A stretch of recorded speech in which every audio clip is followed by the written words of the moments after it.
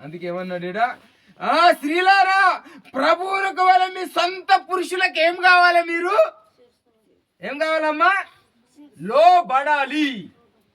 ఎవరికి లోబడాలా? మీ సొంత పురుషులకి లోబడాలి.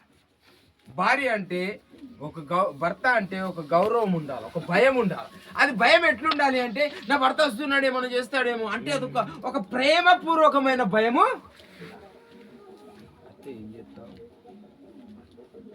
అత్తే ఏం చేస్తావు? నేను చెయ్యా, ఇష్టం ఉంటే చేసుకో.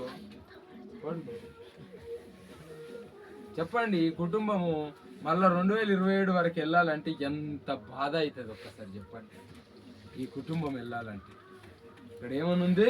క్రీస్తు సంఘమునకు శిరసై ఉన్నలాగున పురుషుడు భార్యకు శిరసై ఉన్నాడు.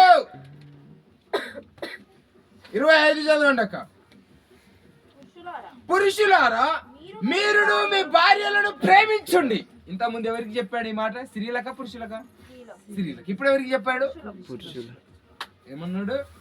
మీరును మీ భార్యలను ఎట్లా ప్రేమించాలంట?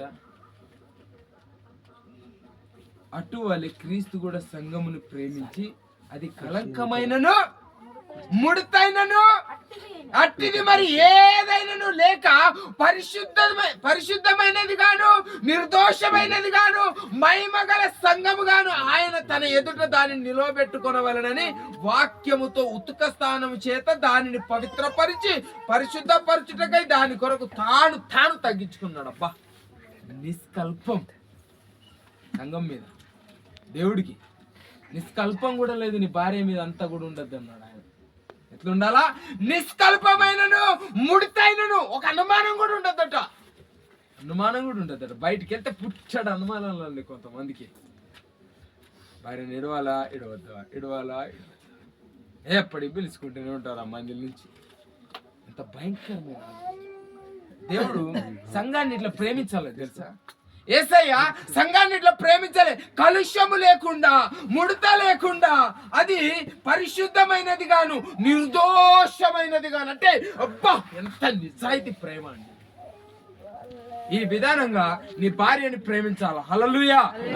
నీ భార్యని పొగడాలా, నీ భార్యని ప్రేమించాలా, భార్యతో పలకరించాలా, సరదాగా మంచి ఒక మాట నేర్పించాలా, మాట్లాడాలా.